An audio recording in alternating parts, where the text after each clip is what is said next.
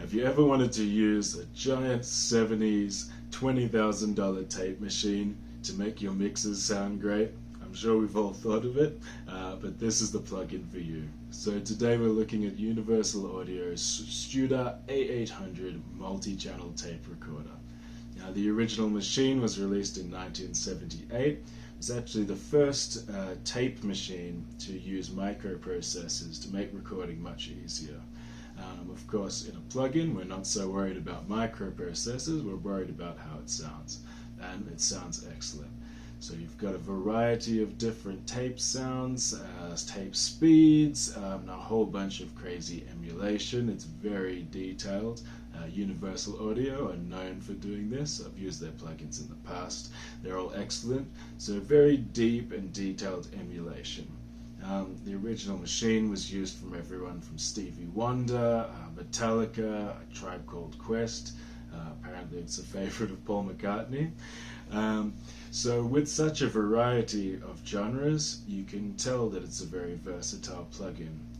I've played with it in all sorts of genres, from sweetening up a vocal track, adding a bit of warmth, gluing together a bit of jazz, or making super punchy, crunchy, boom bap hip hop drums.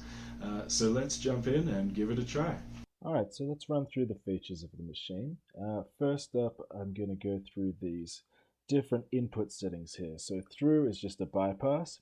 Input models the circuitry of the machine without the tape at all. Sync is the record head at the start plus the circuitry, and repro is the end after the tape plus the electronics, so the full sound. I'm going to run a drum loop through here and we'll listen to the different settings. So we'll start off with the machine bypassed. Just a basic little hip hop sound. So input, very subtle. You can just hear it pushing that high end a little. You can see on a VU meter it's going through. The sync, you can see our tape transport starts running. A little bit more subtle. And repro the full sound, the full tape sound. So really pushing those drums a bit. I'll turn the plugin off and do the AB.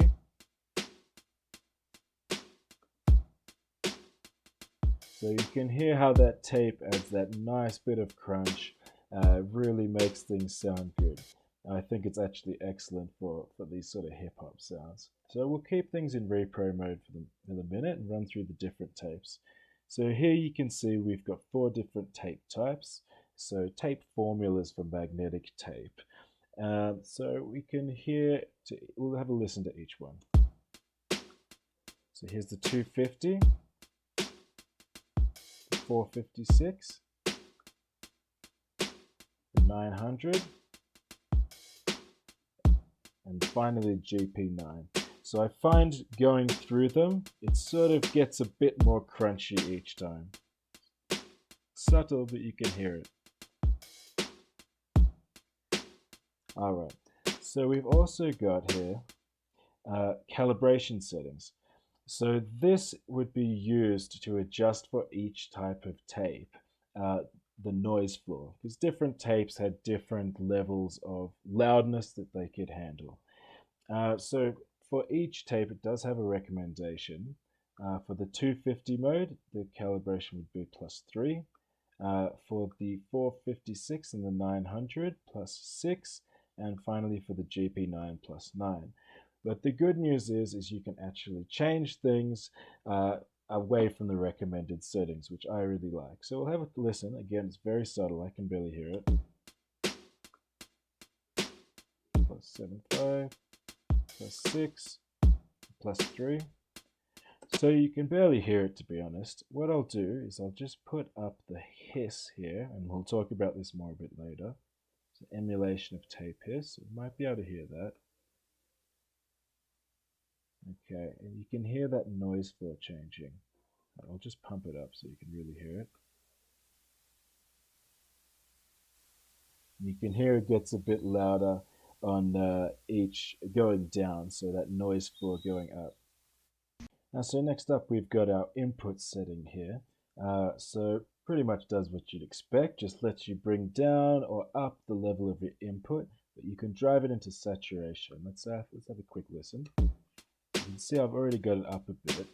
So if we turn it down, get a much cleaner sound. You'd have to compensate with the output. And then if you push it up, it gets really crunchy. So I think it's really great for making fat drums here.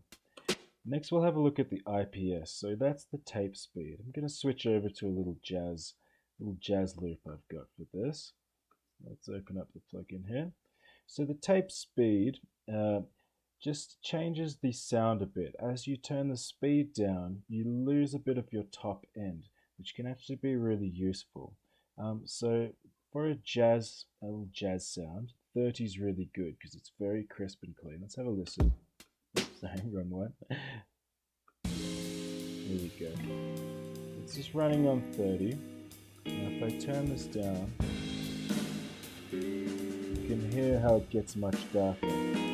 So 30 is typically used for jazz and classical where you really want crisp sound.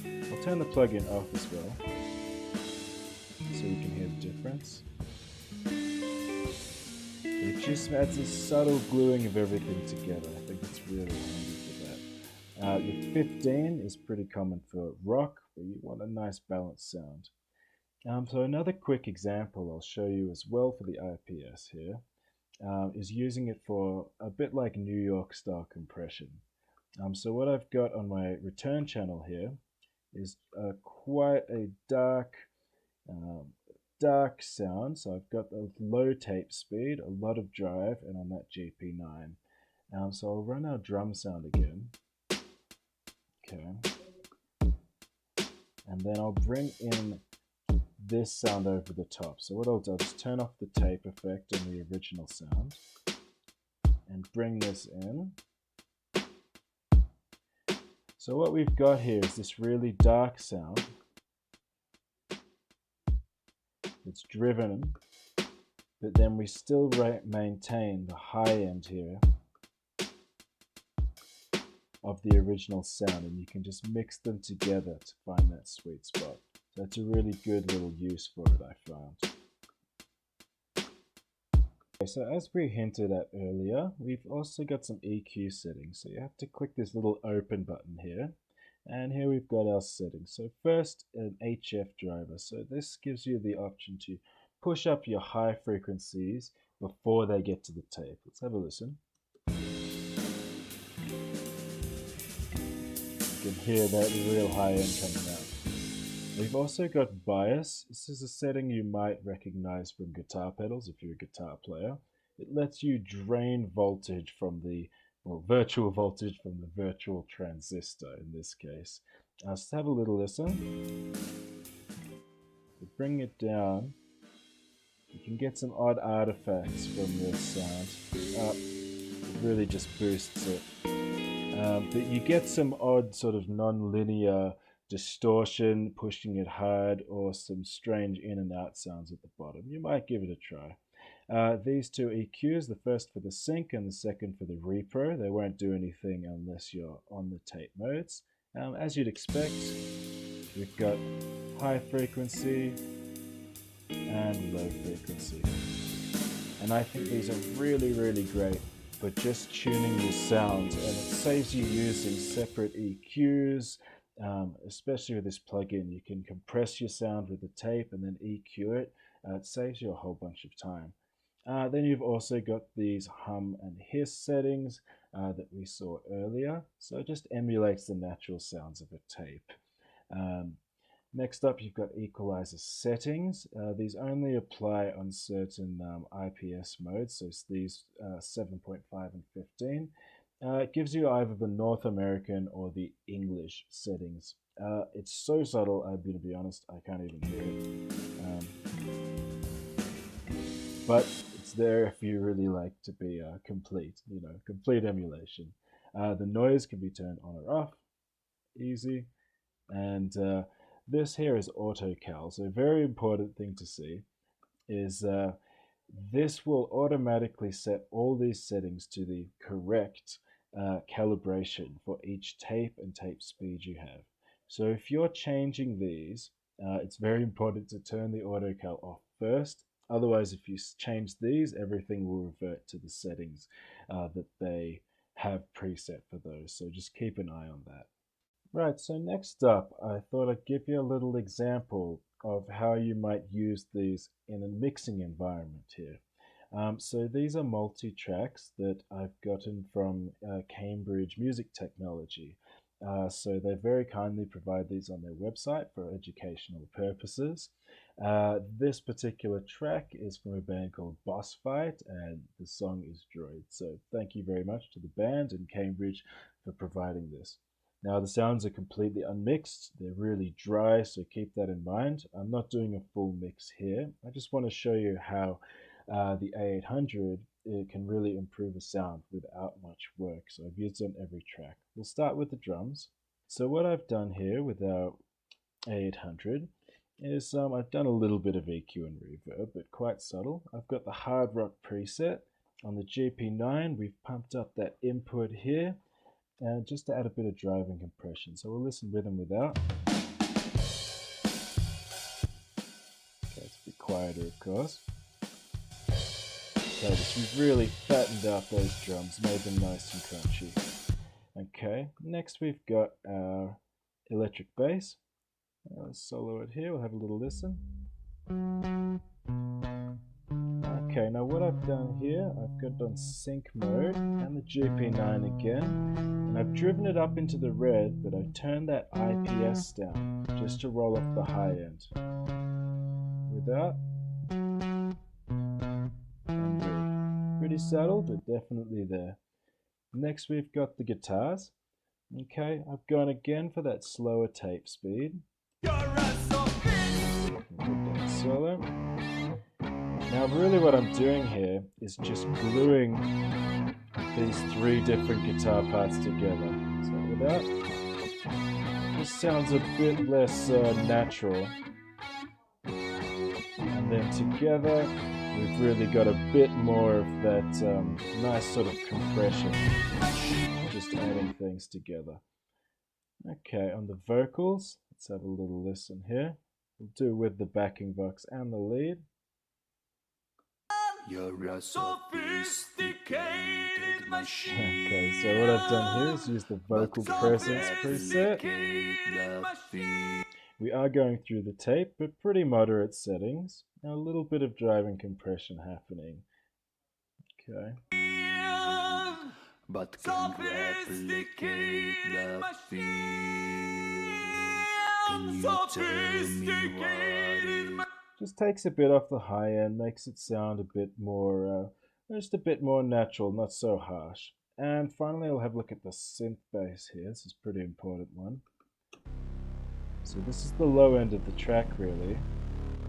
And I found the sound a little thin originally.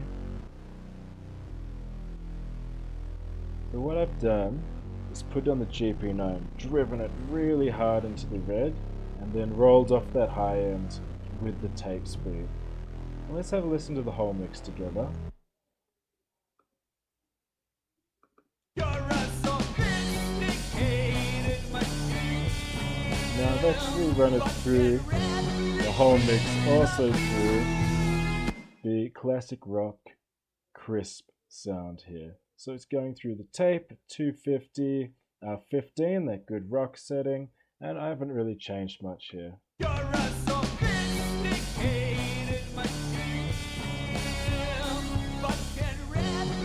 nice compression there.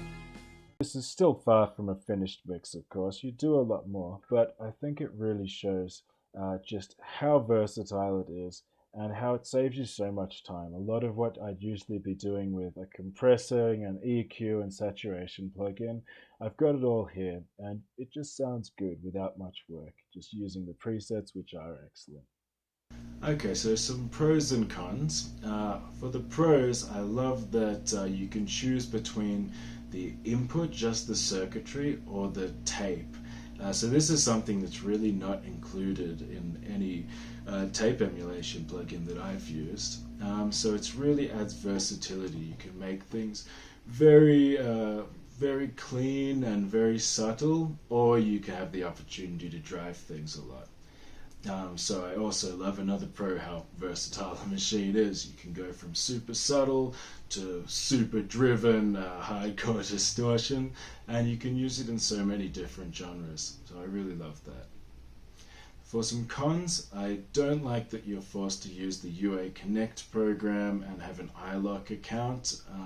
For me, it feels very old school. It's the kind of thing, especially using a laptop, that I don't want to have that extra bloat and more programs on there. Another con, I think, is, it's a bit of a nitpick, but those EQ settings are so useful, but they're hidden in the back with these little trim pots. It's a bit of an aesthetic choice, but it's such an important part of the plugin to me. I would have just liked to have them a bit easier to use. Okay, in terms of value, currently it's selling from the Universal Audio website for $69 US. Apparently it's on sale from $349. I'm not sure if that's a regular thing. You can check the website. I think it's a great deal at that price, especially compared to the actual machine, which runs about $20,000. So considering how versatile it is, I think it's a great value plugin. You can use it on just about everything. You can put it on your master channel, you can put it on individual instruments, you can sweeten up things or you can saturate them. Most tape emulation plugins I see now really focus on extreme sounds, so heavy saturation, wow and flutter and the like. If that's what you're looking for, this really isn't the plugin for you. But I think that's a positive for it. It really is so focused on making things sound good and being versatile. So it's better, I think, in just those subtle applications. That's where it really shines. The presets are all really great. They're split up into different sections for drums, vocals and the like. Great place to jump off and start tweaking. I do find it's a little technical with all of the names of the different settings in there. You really have to look at the manual to understand what things actually mean and what they're doing. But the good news is it doesn't really matter if you understand what they mean or not. Just play around with them. There's not that many settings, so it's easy to just mess around and see what sounds good to your ears. So look, I've really enjoyed using the plugin. You can try it for 30 days free on the UA website, the Universal Audio website. You'll just need an iLok account and to download the UA Connect program. But totally free, unlimited for 30 days. There's no audio dropouts or any restrictions. So jump over to the website, give the demo a try. Hopefully this video will help you get started and explain things without having to look at the manual too much. So get out there and make some noise.